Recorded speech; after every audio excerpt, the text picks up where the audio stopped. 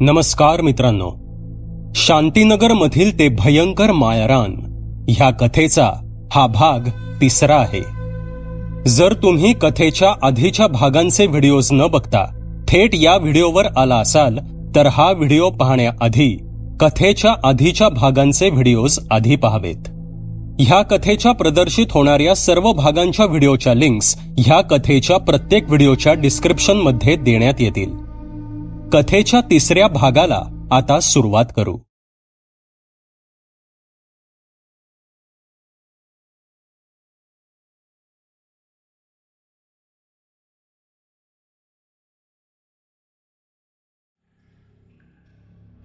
तो मागे वळणार इतक्यात समोरच त्याला एक अजस्त्र असं सुकलेलं झाड दिसलं.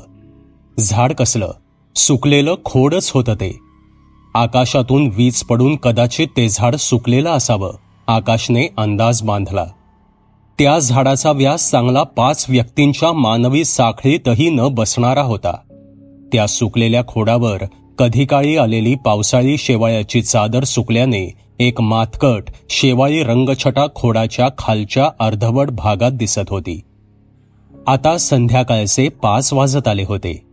असीम कुतूहलाने आणि एका विलक्षण आकर्षणाने आकाश त्या झाडाकडे जणू खेचला जात होता. समोरच 31 मीटरवर उभ्या असणाऱ्या त्या प्रचंड झाडाकडे आकाश भारावल्यासारखा चालत जात होता. पुढील 2च मिनिटात तो त्या सुकलेल्या झाडाजवळ आला. न राहून त्याने त्या खोडाला हाताने स्पर्श केला आणि एका विलक्षण कंपनाने सबंध खोड जणू थरारलं. इतक्यात आकाशच्या दुसऱ्या हातातही एक कंपन जाणवलं, पण ते कंपन मोबाईलच्या नोटिफिकेशन्समुळे तयार झालं होतं. त्याने मोबाईलवरती उचलून पाहिला. मोबाईलमध्ये निळ्या रंगाचा नोटिफिकेशन इंडिकेटर चमकत होता. त्याला कसला तरी मेसेज आला होता. त्या चमकत्या निळ्या प्रकाशाकडे दुर्लक्ष करून आकाशने मोबाईलचा हात खाली घेतला आणि तो आता त्या झाडाभोवती फेऱ्या मारू लागला.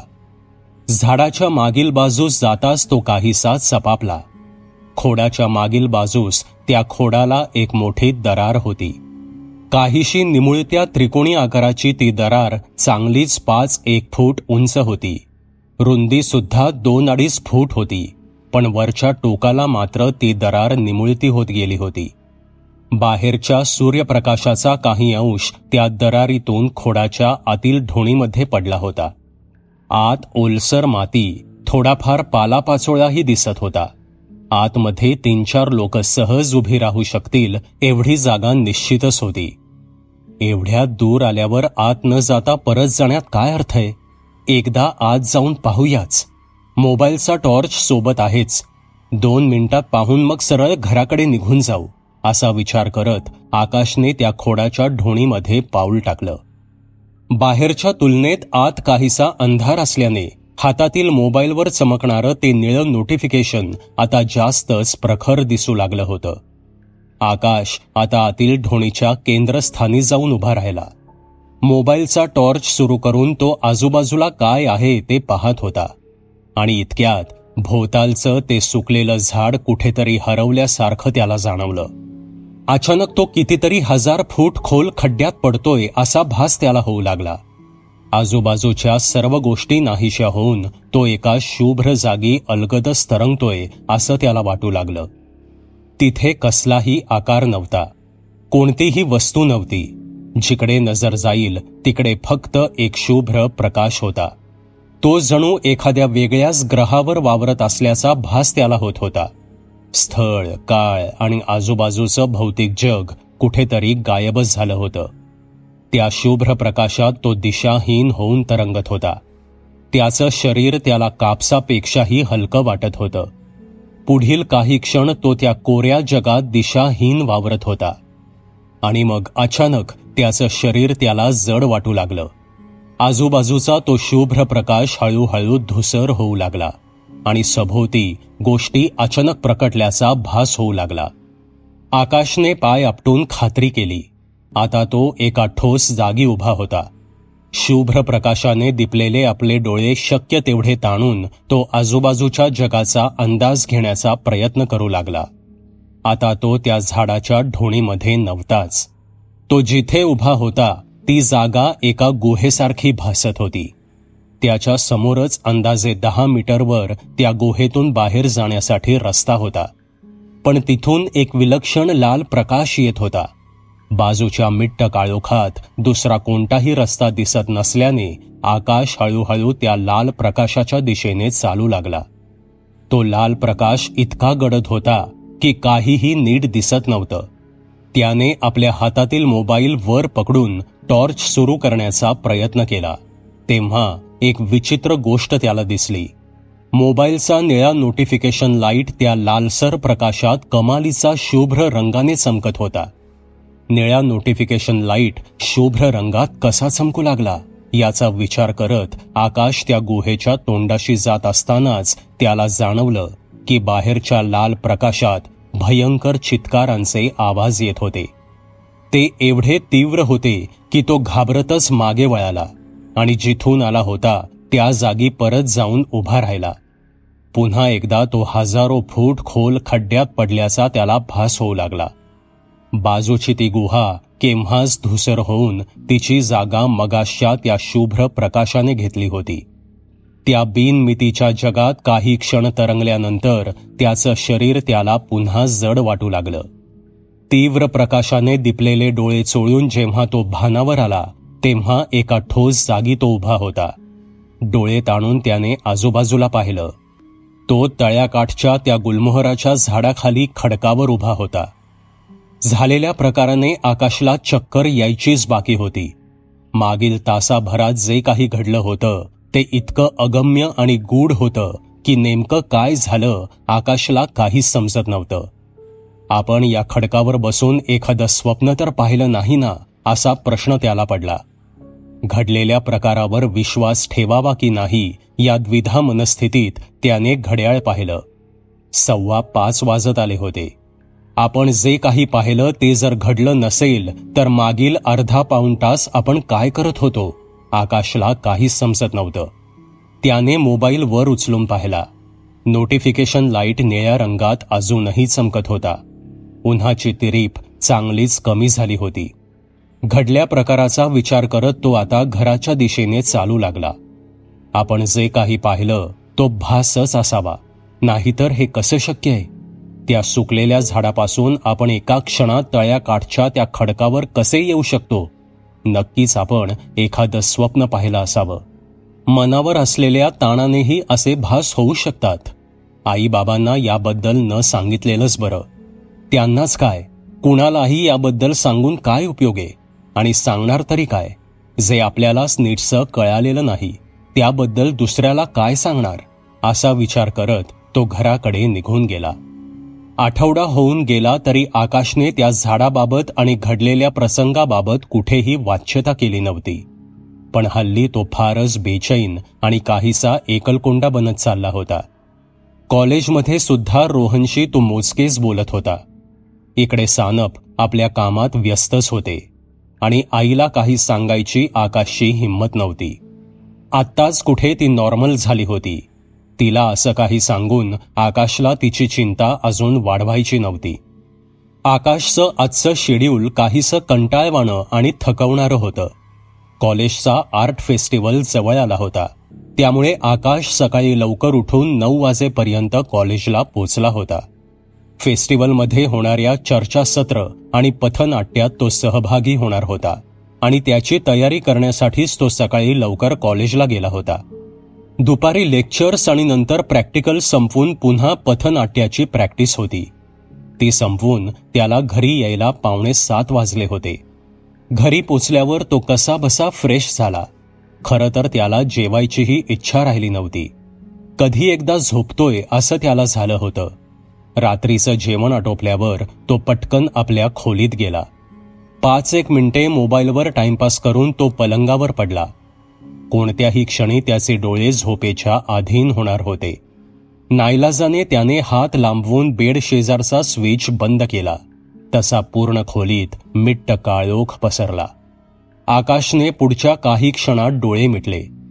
रात्रीचा 1 वाजून गेला होता. तसे सोसायटी बाजूच्या तळ्याकडील मिट्ट काळोखातून ते लुकलुकते डोळे सोसायटीकडे सरकू लागले. पण रस्त्यावर दिव्यांचा प्रकाश पसरला होता, म्हणून ते लुकलुकते डोळे बंगल्यांच्या मागील बाजूस असणाऱ्या अंधारातून पुढे पुढे सरकत होते. बरेच बंगले बंद होते. ते बंद बंगले ओलांडत आता ते अभद्र आकाशच्या बंगल्याच्या मागील बाजूस कंपाऊंडमध्ये उतरले.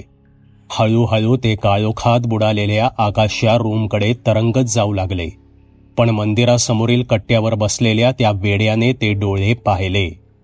त्या अभद्राचा अनिष्ट डाव त्या वेड्याने ओळखला होता, पण त्या वेड्याकडे टॉर्च नव्हता आणि आकाशची रूम पहिल्या मजल्यावर होती.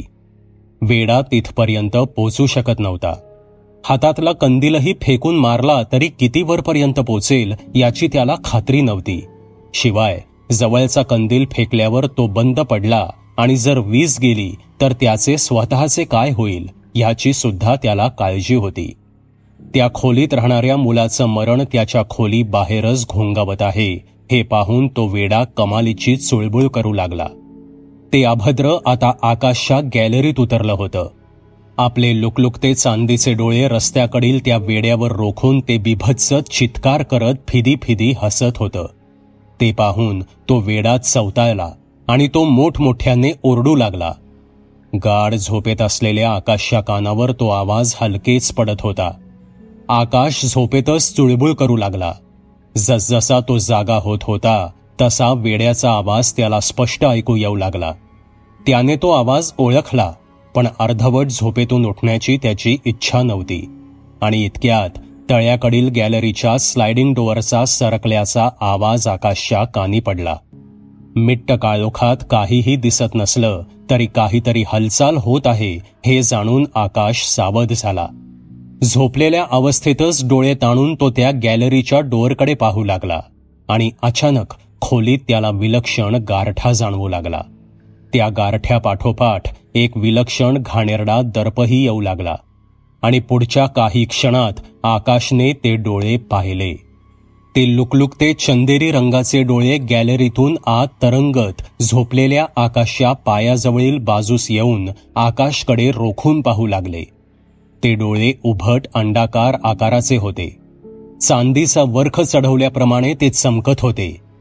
त्याच्या मध्यभागी मोठ्या मिरीच्या आकाराची काही बुबुळेही दिसत होती. ते डोळे अखंड लुकलुक करत होते. 2 क्षण आकाश आणि त्याची नजरानजर झाली आणि ते अभद्र पुढे झेपावणार इतक्यात खोलीतील विजेच्या बटनाचा खटकन आवाज झाला. क्षणभर त्या प्रकाशाने आकाशचे डोळे दिपले. खोलीत लख्ख प्रकाश पसरला होता.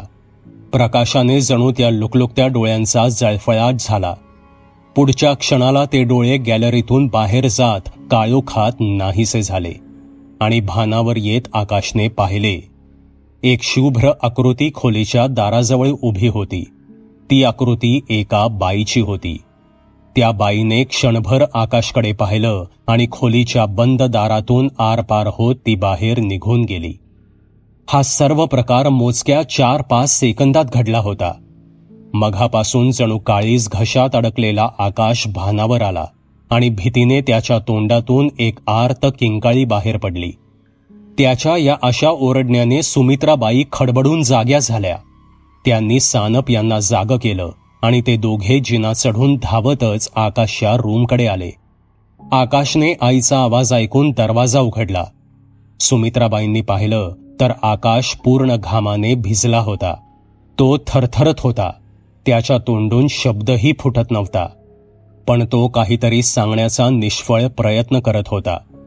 त्याच्या तोंडावर हात ठेवून सुमित्राबाईंनी त्याला बोलू नकोस असा इशारा केला आणि त्याला घट्ट मिठीत कवटाळून धरलं. पुढचे 10 मिनिटं आकाश आपल्या आईच्या मिठीत तसाच उभा होता. त्यानंतर त्याने स्वतःला सावरलं. आईने त्याला बेडवर बसवलं आणि पाणी देत तिने विचारलं, काय झालं बाळा, एवढा का ओरडलास तू? काही स्वप्न वगैरे पडलं का? तसे काहीसे सावरलेला आकाश आता बोलू लागला. झालेला सर्व प्रकार त्याने सानप आणि सुमित्राबाईंना सांगितला. सुमित्राबाईंची तर बोबडीच वळली. सानप मात्र या प्रकारापासून पूर्णतः अनभिज्ञ होते. तेव्हा सुमित्राबाईंनी त्यांना स्वतः सोबत झालेला प्रसंग सुद्धा सांगितला. सानप यांना तरीही विश्वास बसत नव्हता, पण आपला आक्षेप नोंदवायची ही वेळ नाही हे ओळखून ते शांत बसले. थोड्या वेळाने आकाश चांगलाच नॉर्मल झाला, पण सुमित्राबाई त्याला एकट्याला सोडायला तयार नव्हत्या. सुमित्राबाई आज त्याच्या सोबतच झोपल्या. सानप मात्र खाली येऊन आपल्या खोलीत झोपले. दुसऱ्या दिवशी सकाळी सानप कुटुंबीय जागे झाल्यापासून सगळं काही ठीक आहे या आविर्भावातच वावरत होते. पण आकाश आणि सुमित्राबाई हे दोघे सुद्धा आतून अजिबात ठीक नव्हते. सानप एकटेच काय ते ठीक होते. शेवटी न राहून सुमित्राबाईंनी नाश्ता करत असताना तो विषय काढलाच. अहो, मी काय म्हणते, सगळं अभद्र घडतं इथे आल्यापासून. मला इथे राहावंसच वाटत नाहीये. आधी या घरात मला ती अवदसा दिसली आणि रात्री तर सरळ पोराच्या खोलीपर्यंत पोचली. ही चांगली लक्षणं नाहीयेत. काहीतरी विचित्र घडलं असावं या घरात. अजूनही वेळ गेलेली नाही. आपण लवकरात लवकर हे घर सोडून देऊ आणि शहरात एखादा फ्लॅट बघून तिकडे राहायला जाऊयात. फ्लॅट छोटा असला तरी चालेल, पण शांतपणे राहता तरी येईल.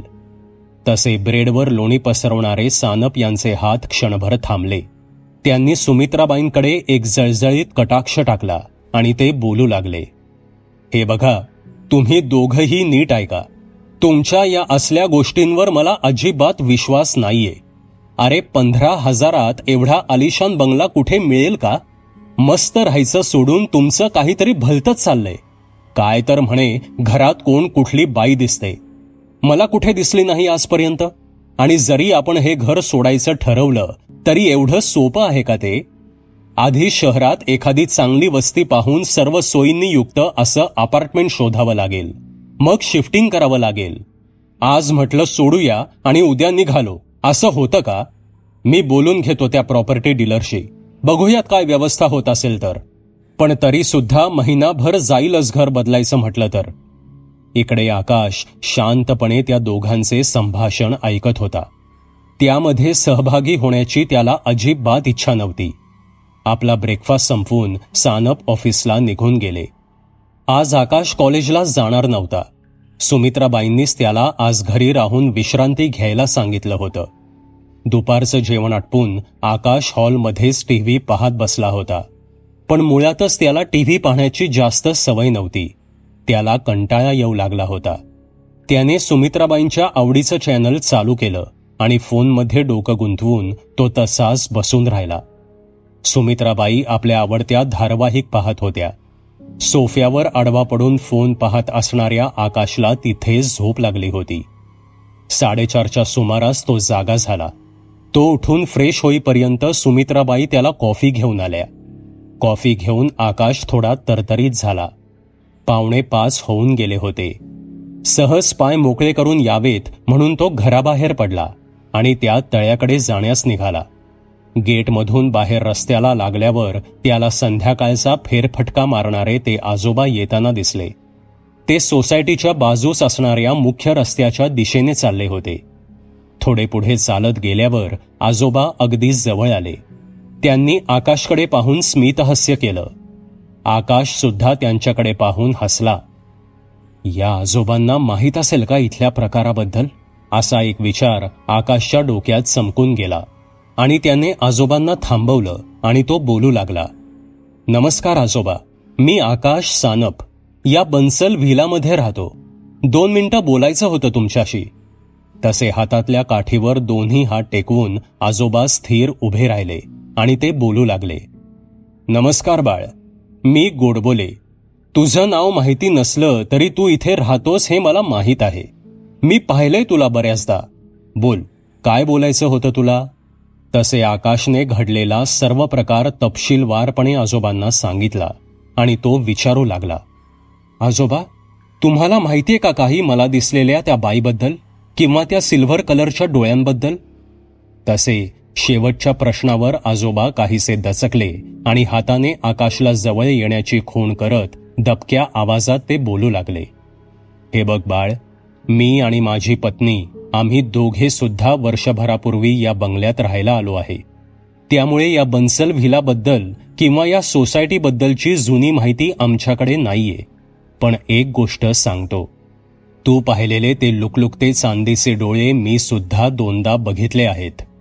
रात्री मिट्ट काळोख पडल्यावर ते आधाशी डोळे इथे काळोखात वावरत असतात. ते कुठून येतात हे न उलगडलेलं कोडं आहे, पण ते फारच भीतीदायक आणि हिंस्र आहेत. इथे जे काही प्रकार घडतायत त्यामागे ती आसुरी शक्तीच कार्यरत आहे याबद्दल मला कसलीच शंका नाहीये. पहिल्यांदा जेव्हा मी ते विचित्र डोळे पाहिले होते तेव्हा मी सुद्धा तुझ्यासारखाच भांबावून गेलो होतो. त्यानंतर सुद्धा मी जेव्हा त्यांना आमच्या बंगल्याच्या कंपाऊंडमधील काळोखात वावरताना पाहिलं तेव्हा माझ्या काळजाचा थरकाप उडाला. यावर मार्ग काढण्यासाठी माझ्या एका मित्राने मला फुले गुरुजींना भेटण्याचा आणि त्यांचं मार्गदर्शन घेण्याचा सल्ला दिला. फुले गुरुजी हे एक सिद्धहस्त पुरुष आहेत. ज्योतिष विद्येपासून ते आघोरी तंत्र साधनेपर्यंत बऱ्याच विद्या त्यांनी हस्तगत केल्या आहेत. ते लोकांकडून एका दमडीचीही अपेक्षा न करता लोकांना मदत करत असतात. काळोखात वावरणाऱ्या सैतानी शक्तींपासून लोकांचं रक्षण करणं ते आपलं कर्तव्य समजतात. मी मोठ्या आशेने त्यांच्याकडे गेलो आणि मला दिसलेल्या त्या डोळ्यांबद्दल त्यांना सांगितलं, पण त्या लुकलुकत्या डोळ्यांमागील अदृश्य सैतानी शक्तीबद्दल त्यांना सुद्धा फारशी माहिती नाहीये. त्यांनी मला एकच सल्ला दिला, रात्री अजिबात काळोख न होऊ देण्याचा. म्हणूनच मी माझ्या बंगल्याच्या पूर्ण कंपाऊंडमध्ये मोठे बल्ब लावून घेतले आहेत. आम्ही रात्र झाल्यावर बंगल्यात अजिबात काळोख होऊ देत नाही. सध्या तरी त्या सैतानी शक्तीपासून वाचण्याचा तोच एक मार्ग आहे आणि ते बल्ब लावल्यापासून आजवर आम्हाला कधीही त्रास झालेला नाही. फुले गुरुजी कधी कधी आपल्या सोसायटीमध्ये सुद्धा येतात. त्या वेड्याला भेटतात. त्याच्याकडून त्या सैतानी शक्तीबद्दल माहिती घेण्याचा प्रयत्न करतात. तेच आहेत जे तुला काहीतरी मदत करू शकतील. तुला हवं असेल तर त्यांच्या आश्रमाचा पत्ता मी तुला देऊ शकतो. हो चालेल, प्लीज द्या मला पत्ता, आकाश म्हणाला. असे म्हणताच गोडबोले आजोबा आकाशला त्यांच्या बंगल्यात घेऊन गेले. काळोखाच्या या भयाण साम्राज्यात तेजस्वी प्रकाशाची एक किंचित लकीर आकाशला दिसली होती. गोडबोले आजोबांनी दिलेला पत्ता पाहत आकाश आपल्या रूममध्ये बसला होता. फुले गुरुजींच्या रूपाने त्याला जणू आशेचा किरणच दिसला होता. कॉलेजमध्ये गेल्यावर दुपारच्या लंच ब्रेकमध्ये आकाशने त्या पत्त्यावर जायचं ठरवलं होतं. सकाळी 9:30च्या दरम्यान तो कॉलेजला गेला, पण त्याचं लेक्चरमध्ये मन रमत नव्हतं. त्याला कधी एकदा लंच ब्रेक होतोय आणि मी त्या आश्रमात जातोय असं वाटत होतं. अखेर लंच ब्रेक झाला. काहीसा लगबगीने बाईक स्टार्ट करून आकाश त्या पत्त्यावर निघाला. कॉलेजपासून अंदाजे 2.5 किलोमीटरवर दुसऱ्या एका छोट्या शहराकडे जाणाऱ्या रस्त्यावर तो विस्तीर्ण आश्रम होता. त्याचा पसारा जवळपास 15-20 एकरमध्ये तरी होता.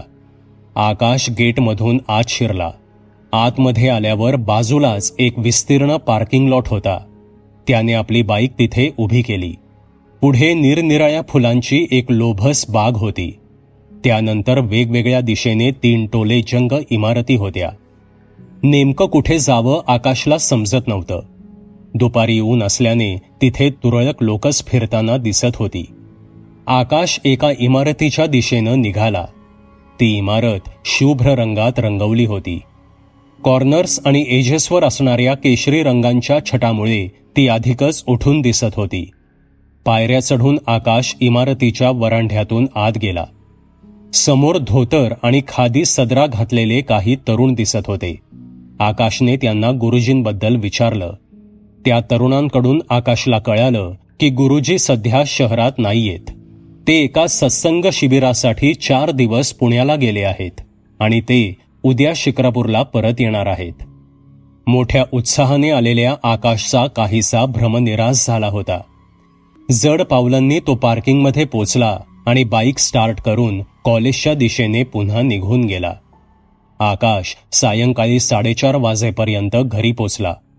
येताना त्याने भले मोठे बॉक्स बाईकला बांधून आणले होते. पार्किंगमध्ये बाईक उभी करून त्याने ते बॉक्स अलगद उचलले आणि तो घरात शिरला. एवढे मोठे बॉक्स पाहिल्यावर कुतूहलाने सुमित्राबाईंनी आकाशला त्या बॉक्सबद्दल विचारलं.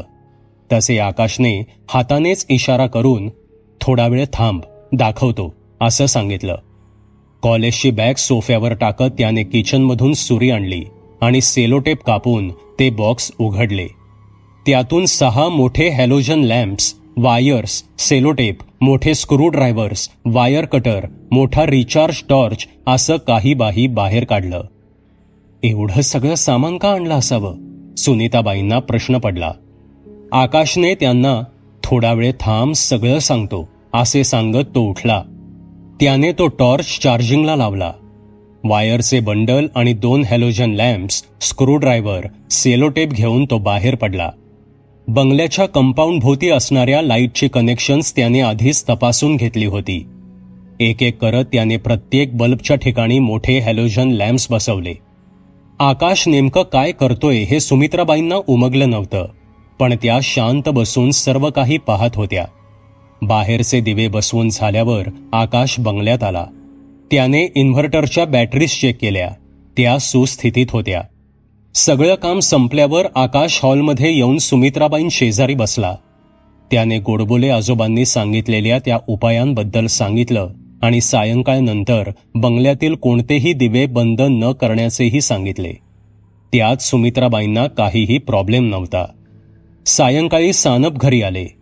काळोखाची चाहूल लागताच आकाशने पूर्ण कंपाऊंडमधील विजेचे कनेक्शन सुरू केले. हॅलोजन लॅम्पच्या लख्ख प्रकाशात सर्व कंपाऊंड उजळून निघालं. सानप यांनी सुमित्राबाईंना या प्रकाराबद्दल विचारलं. तसे सुमित्राबाईंनी काहीतरी कारण देऊन वेळ मारून नेली. सानप साहेबांना सुद्धा त्याबद्दल फारसा आक्षेप नव्हता. रात्री आकाशने स्वतः सर्व बंगल्यातील दिवे चालू केले. रात्रीचं जेवण झाल्यावर आकाश आपल्या रूममध्ये आला. रूममधील दिवा चालू ठेवून तो बेडवर पडला. रूममध्ये पसरलेला प्रकाश नेहमीचाच होता, पण आज मात्र त्या प्रकाशाची एक वेगळीच ऊब आकाशला जाणवत होती. रोज तो त्या प्रकाशाला गृहीत धरून चालला होता, पण आज मात्र त्या प्रकाशाला तो खऱ्याने अनुभवत होता. आज खोलीतील दिवा बंद न करताच तो झोपी गेला. सकाळ झाली तरी आकाश निवांत झोपला होता. आज रविवार होता, त्यामुळे कॉलेजला जायचं टेन्शन नव्हतं. तो 9च्या दरम्यान उठला.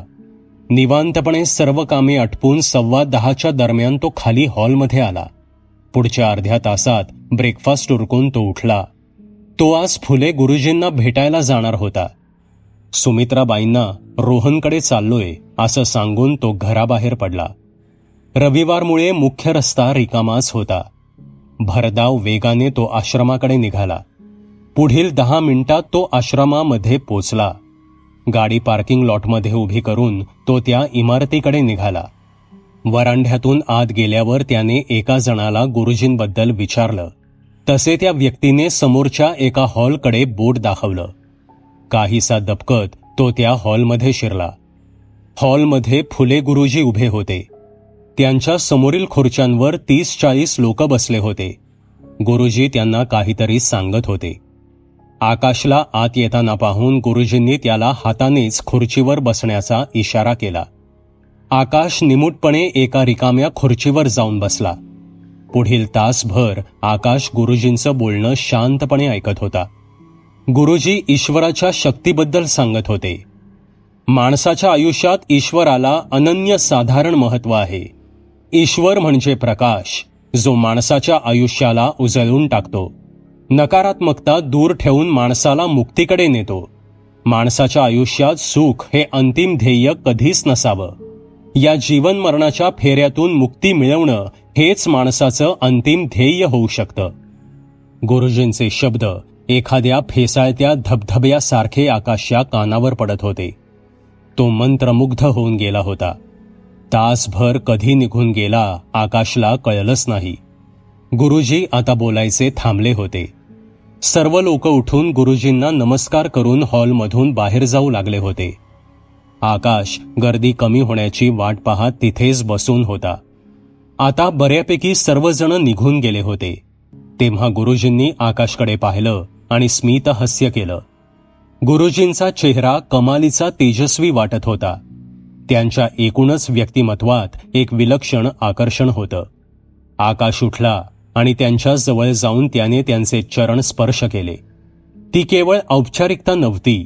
आकाश मनापासून त्यांच्या समोर नतमस्तक झाला होता. त्याला पाहून गुरुजींनी विचारलं, फारच चिंतित दिसतोयस बाळ. कसली चिंता आहे एवढी? मी काही मदत करू शकतो का? आकाश जणू या प्रश्नाचीच वाट पाहत होता. तसे तो आधीरपणे बोलू लागला. गुरुजी, मी आकाश सानप. मी शांतीनगरमध्ये राहतो. त्याच्या या वाक्यावर गुरुजींचे डोळे विलक्षण चमकले. त्यांनी त्याला हातानेच थांब असा इशारा केला आणि ते म्हणाले, माझ्या मागून ये, आपण थोडं निवांतपणे बोलू. तसे मानेनेच होकार देत आकाश त्यांच्या मागून चालू लागला. आता ते त्या टोलेजंग इमारतीच्या बाहेर पडून त्या इमारतीला वळसा घालून मागील बाजूस आले. इमारतीपासून अंदाजे 500 मीटर अंतरावर एक झोपडी वजा घर दिसत होतं. गुरुजी तडक चालत त्या घराकडे निघाले. आकाशही त्यांच्या मागून जाऊ लागला. ती एक झोपडीच होती. आत जाताच गुरुजींनी चटई अंथरली. कोपऱ्यातील डेऱ्यामधून पाणी काढून त्यांनी तो पाण्याचा पेला आकाशला दिला आणि ते चटईवर बसले. आकाशला सुद्धा त्यांनी बसण्याचा इशारा केला. तसे आकाश खाली बसला. त्याची नजर त्या झोपडीमध्ये भिरभिरत होती. ती एक साधी झोपडी होती. बाजूला एक कंदील लटकताना त्यानं पाहिला. कोपऱ्यात पाण्याचा डेरा होता. झोपण्यासाठी एक जुनाट बनावटीची लाकडी कॉट होती. त्यावर व्यवस्थित घडी घालून ठेवलेली चादर आणि सतरंजी होती. एका बाजूला मोठे लाकडी कपाट होते. त्यामध्ये नानाविध प्रकारचे मोठाले ग्रंथ दिसत होते. झोपडीच्या कौलारू छताला एके ठिकाणी काचेचे तावदान होते. त्यातून लख्ख प्रकाश आत येत होता. गुरुजी इथे राहतात का? पण एवढा मोठा आश्रम असून सुद्धा ते या झोपडीत का राहतात? आकाश विचार करत असतानाच गुरुजी म्हणाले, हो, मी इथेच राहतो. अरे बाळ, हा आश्रम, ही सगळी व्यवस्था लोकांसाठी आहे. मला या झोपडीतच प्रसन्न वाटतं, म्हणून मी इथे राहतो. कितीही नाही म्हटलं तरी ती गाडी आणि एक फोन वापरावाच लागतो आणि लोकांशी पटकन संपर्क करता येतो. म्हणून त्या 2 गोष्टी मी वापरतो. नाहीतर ते सुद्धा वापरायची माझी इच्छा नाहीये. आकाश अचंबित होऊन गुरुजींकडे पाहू लागला. तसे ते हसले आणि म्हणाले, असा गांगारून का गेलास रे? अरे मीच नाही, तू सुद्धा हे करू शकतोस. आपल्या भारतीय संस्कृतीत आपली पुराणं, उपनिषदं आणि योग साधना या त्रिशक्ती इतक्या प्रबळ आहेत की माझ्यासारख्या अतिमूर्ख माणसालाही त्या कुठल्या कुठे नेऊन ठेवू शकतात. बरं, ते जाऊ दे. तू सांग, तू कशासाठी आला आहेस इथे? भानावर येत आकाशने त्याच्यासोबत घरी घडलेला प्रकार आणि सुमित्राबाईंना आलेला अनुभव तपशीलवार गुरुजींना सांगितला आणि त्या बाईबद्दल गुरुजींना विचारलं. हा सर्व प्रकार ऐकून गुरुजीही काहीसे अचंबित झाले. त्यांच्या डोळ्यातून अश्रू आले आणि हर्षभरीत स्वरात ते म्हणाले, किती पुण्यवान आत्मा म्हणायचा तो. स्वतःचं दुःख विसरून दुसऱ्याच्या मदतीला धावून येतो. या अशा गोष्टींमुळेच मला बळ मिळतं. ईश्वर त्या आत्म्याला शांती देव. आणि गुरुजींचे हात न कळत जोडले गेले. गुरुजी काय बोलतायत ते आकाशला काहीच समजत नव्हतं.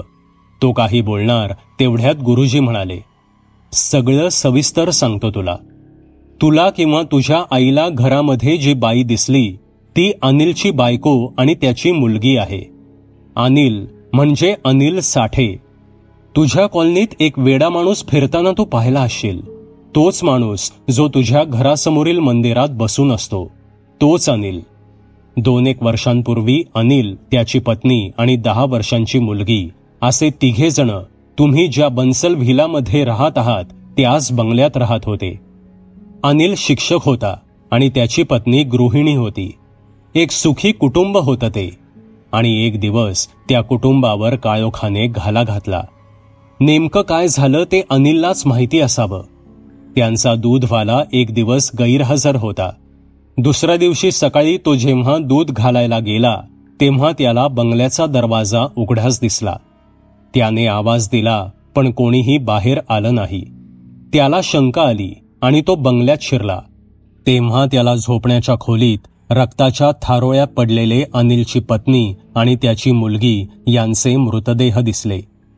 तो ओरडत बाहेर आला. गर्दी जमली. पोलीस आले. पोलीस ज्यावेळी बंगल्यात शिरले तेव्हा त्यांना अनिल सुद्धा सापडला, पण तो जिवंत होता.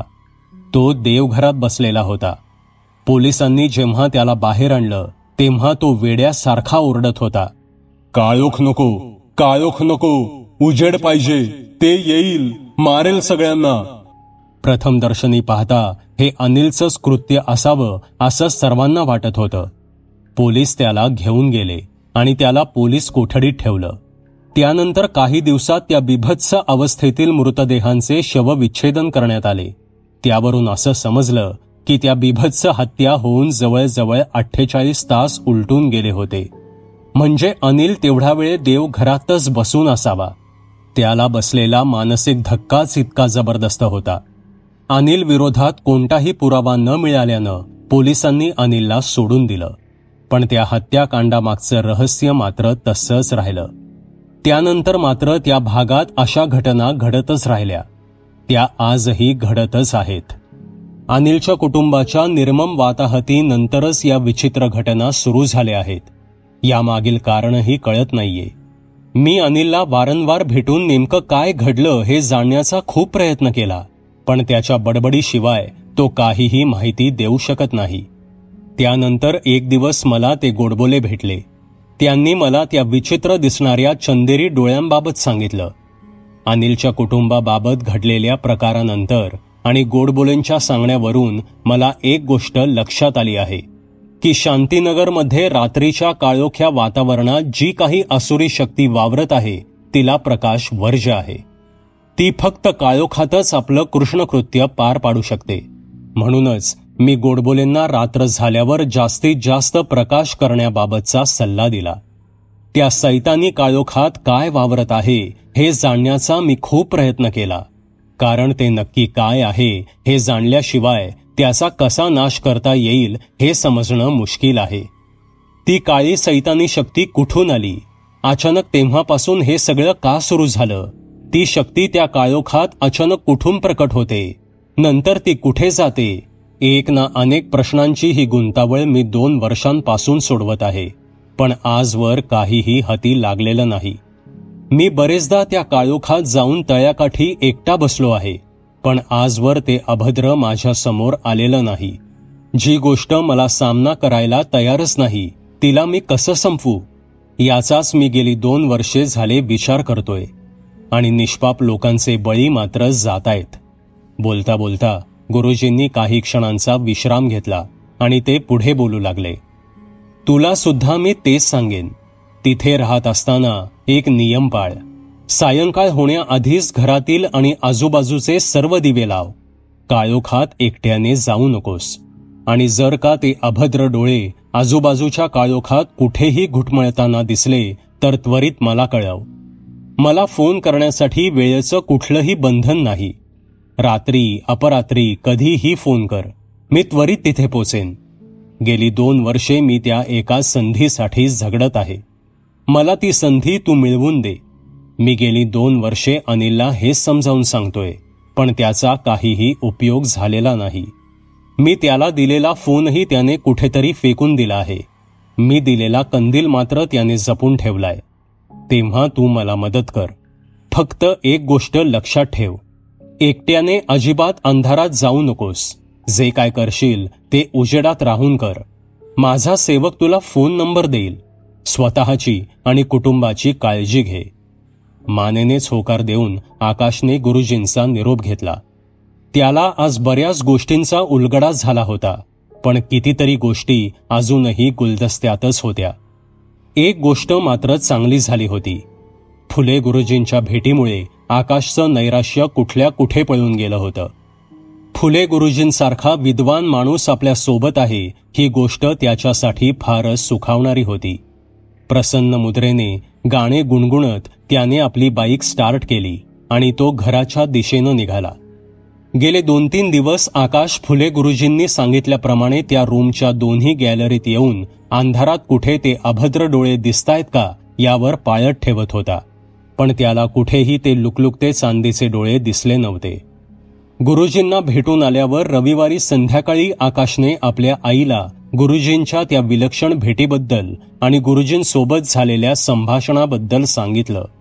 आपल्या घरात दिसणारी ती बाई आणि तिची आणि बंगल्याबाहेर असणाऱ्या त्या वेड्या माणसाची करुण कहाणी ऐकून सुमित्राबाईंचे डोळे पाणावले. पण आकाशने अर्धीच हकीकत सांगितली होती. त्या सैतानी शक्तीबद्दल आकाशने अवाक्षरही सुमित्राबाईंना सांगितले नव्हते. गुरुजी त्या सैतानी शक्तीच्या मागावर आहेत आणि त्या शक्तीला नष्ट करण्यासाठी आकाश त्यांची मदत करतोय असं काही सुमित्राबाईंना सांगितलं असतं तर त्यांनी आकाशला कडाडून विरोध केला असता. त्यामुळेच ही गोष्ट आकाशने आपल्या आईपासून लपवून ठेवण्याचं ठरवलं होतं. गुरुजींच्या त्या भेटीला चांगले 8-10 दिवस होऊन गेले होते, पण त्यानंतर आकाशला ते लुकलुकते चंदेरी डोळे एकदाही दिसले नाहीत. जणू ते गायब झाले होते.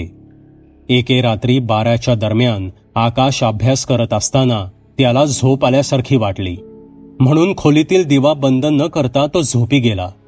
रात्री 2-2:30च्या दरम्यान कसल्याशा आवाजाने तो जागा झाला. थोडा सावध झाल्यावर त्याने कानोसा घेतला. तो आवाज अनिलचा होता. तो मदतीसाठी ओरडत होता. आकाश पटकन उठला आणि धावतच तळ्या बाजूच्या गॅलरीत आला. कंपाऊंडमधील हॅलोजन लॅम्पमुळे पूर्ण बंगला आणि बाजूच्या कंपाऊंड जवळील परिसर जरी उजेडात दिसत असला तरी तो उजेड नेहमीसारखा तीव्र नव्हता. रस्त्यावर तर पूर्ण अंधार दिसत होता. वीज गेली होती. कंपाऊंड आणि बंगल्यामधील उजेड हा इन्व्हर्टरमुळे होता. रस्ता पूर्ण अंधारात होता आणि रस्त्यासमोरील मंदिराजवळ मिट्ट काळोखात अनिल हातात कंदील घेऊन गरगर गिरक्या घेत होता. ओरडत होता. त्याच्या कंदिलाचे चार्जिंग संपत आल्याने तो कंदील खूपच अंधुक दिसत होता आणि अचानक आकाशला ते लुकलुकते डोळे नजरेस पडले. ते डोळे अनिलच्या भोवती घिरट्या घालत होते. अनिल त्या डोळ्यांच्या दिशेने कंदील पुढे करत होता तसे ते डोळे विचित्र खेकसत गायब होत होते आणि पुढच्या क्षणी दुसऱ्या दिशेला चमकत होते. अनिल जीवाच्या आकांताने ओरडत होता. ते काळजाचा ठाव घेणारं दृश्य पाहून आकाशच्या नसांमधील रक्त सळसळलं. त्याचं सर्वांग ताठरलं. अंगावरील केस उभे राहिले. कपाळावर घाम जमा झाला. अनिलचा कंदील कोणत्याही क्षणी बंद पडणार हे स्पष्ट होतं. ते लुकलुकते सैतानी डोळे जणू एखाद्या अजस्त्र अजगराप्रमाणे अनिलच्या भोवती विळखा घालून उभे होते. कंदील समोर येताच सेकंदाच्या 10व्या भागाला ते दुसरीकडे लुकलुकत होते. आकाश जणू त्या निष्पाप अनिलचं मरण पाहत होता. हातातील मोबाईलवर आलेल्या मेसेजच्या आवाजाने भानावर येत आकाश चटकन रूममध्ये धावला. हातात मोठा टॉर्च घेऊन विजेच्या वेगाने तो गॅलरीत आला. त्याने टॉर्चचा अतितीव्र प्रकाश झोत अनिलच्या अंगावर फेकला. तसा अनिल दचकला आणि स्तब्ध उभा राहिला. अनिलच्या भोवती जणू त्या टॉर्चच्या प्रकाशाचं एक रिंगण तयार झालं होतं. तसे आकाश गॅलरीतून ओरडला. अनिल, मी टॉर्चचा प्रकाश गेटकडे आणतोय. तू गेटकडे ये आणि गेट उघडून सरळ दरवाजाकडे पोच. मी येतोय खाली, लवकर ये. एवढं बोलून आकाशने हळूहळू टॉर्चचा प्रकाश झोत गेटकडे आणण्यास सुरुवात केली. तसे अनिल सुद्धा त्या प्रकाश झोतासोबत गेटकडे येऊ लागला. लोखंडी अँगलचं गेट सरकवून अनिल आत आला. 2 पावले आत आल्यावर कंपाऊंडमधील प्रकाश झोत त्याच्या अंगावर पडला. अनिल वाचला होता. ते लुकलुकते डोळे विचित्र चित्कार करत त्या मिट्ट काळोखात काही वेळ घुटमळले आणि पुढच्याच क्षणी ते जणू अदृश्य झाले. आकाशने दरवाजा उघडून भेदरलेल्या अनिलला आत घेतलं. संधी जितक्या वेगानं आली होती तितक्याच वेगानं ती निघून सुद्धा गेली होती. गुरुजींना कळवण्याआधीच ते अभद्र गायब झालं होतं. दुसऱ्या दिवशी सकाळी आकाशने गुरुजींना फोन करून झालेल्या प्रकाराबद्दल सांगितलं. गुरुजींनी आकाशला काळजी घेण्याबाबत बजावलं. हातची संधी निघून गेल्याने आकाश काहीसा नाराज झाला होता, पण त्याने आपली पाळत सुरूच ठेवली होती, कारण कोणत्या क्षणी संधी पुन्हा येईल याची खात्री नव्हती. लक्ष तर ठेवावंच लागणार होतं. आणखी आठवड्याभराचा काळ उलटला, पण ते अभद्र नजरेस पडलं नव्हतं. अनिलला समजावून सांगूनही तो ती मंदिरासमोरील आपली जागा सोडून आकाशसोबत बंगल्यात राहायला तयार नव्हता. पुढील 2 दिवसात शांतीनगर इंडस्ट्रियल एरियामध्ये आणखी एका वॉचमनच्या बीभत्स हत्येची खबर आली. ती खबर कळताच आकाश हळहळला. हे त्या आसुरी शक्तीचंच काम होतं. कायोखाने आणखी एक शिकार केली होती. ती नेहमीसारखीच बिभत्स आणि क्रूर हत्या होती. आकाश आता जणू पेटून उठला होता. काहीही करून हे थांबायलाच हवं असा त्यानं जणू चंगच बांधला होता. पण पुढची संधी केव्हा येईल त्याला माहीत नव्हतं. आणि पुढील 2 दिवसात ती संधी आली. कथेचा 3रा भाग इथे समाप्त होतो. कथेच्या 4थ्या भागाचा हा व्हिडिओ संपल्यावर आपल्याला स्क्रीनवर दिसेल. त्यावर क्लिक करावे. तसेच 4थ्या भागाला सुरुवात होईल. धन्यवाद. सबस्क्राईब करा एटी स्टोरी टेलर चॅनलला आणि बेल आयकन दाबून ऑलवर क्लिक करा आमचे व्हिडिओज सगळ्यात आधी बघण्यासाठी.